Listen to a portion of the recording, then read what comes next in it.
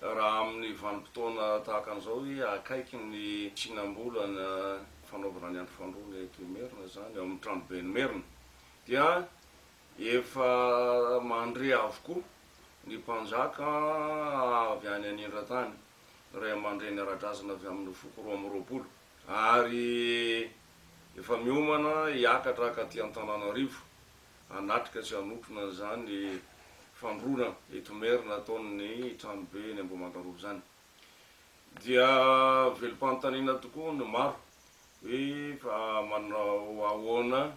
kosa amin'ity taona 2024 ty no tsy re ny antony dia tsy manao ny andro fandroana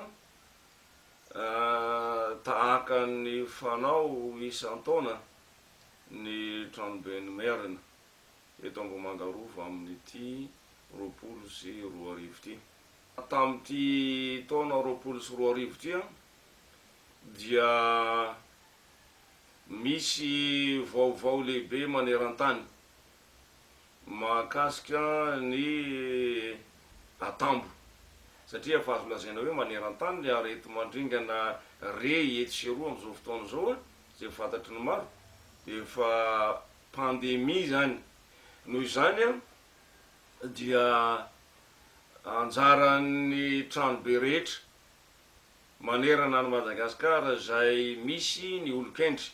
sy ny manana ny antony ary ny mitazona ny asom-pendrianana no mitsinjo ny tany Madagasikara zany ny fanjakana ny firenena zany ary ny vahoaka ano mitsinjo ny ainy sy ny mombazy ka ny razana malagasy sy ny taolo malagasy manerana Madagasikara amreo zanaky ny manana ny antony sy ny masom-pendrianana ao anatin'ny tranobe rehetra manerana Madagasikara dia nanana fomba manokana hatramin'ny andro fahagola atao sy ampiarina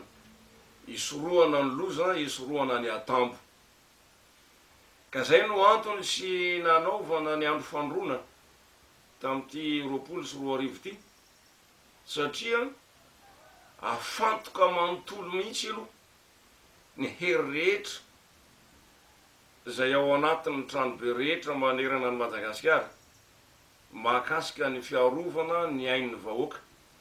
amin'ny loza amin'ny atambo satria ny andro fandroana ny fidiovana sy fanandratany ka ny fanandratana rehetra zany amin'ity ho an'ny tranoben'ny Merina dia ajanona satria tandondomondoza ny ain'ny vahoaka malagasy dia ny fiarovana ny ain'ny vahoaka malagasy aloha no atao zava-dehibe zany io mahakasika an'Andriamanitra mihitsy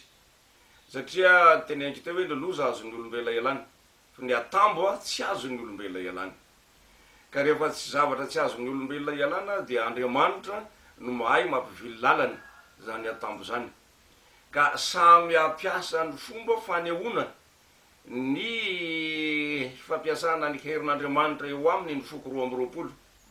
amin'ny vanim-potoana mamety azy miasy mivavaka ary manao zay fomba iarovana ny foko misy azy tsirairay avy. Raha andria natoandro robe raha andria mahary folohan'ny fikambanana miaro ny sotoavina sy ny kolotsay-pirenena malagasy eto Madagasikara ary ray aman-dreny ao anatin'ny foko 2020 dia mampandrehanareo ray aman-dreny rehetra manerana Madagasikara ny tenako ary miangavinareo ray aman-dreny ny malagasy rehetra era Madagasikara arovy Madagasikara am'izay loza mety azo rehetra sy am'izay atambo mitatao eo ambony lohany fa mino fampalamanana fomba fanao am'izany ianareo ray aman-dreny zay no an'ny tolo-tanana sy ezaka mba ahafahatsika manampy ny fitondram-panjakana malagasy na ny fitondram-panjakana republikanina satria ny razantsika dia nametraka hoe tsy adidiko zaho samy rery fa adidiko zaho sy nareo.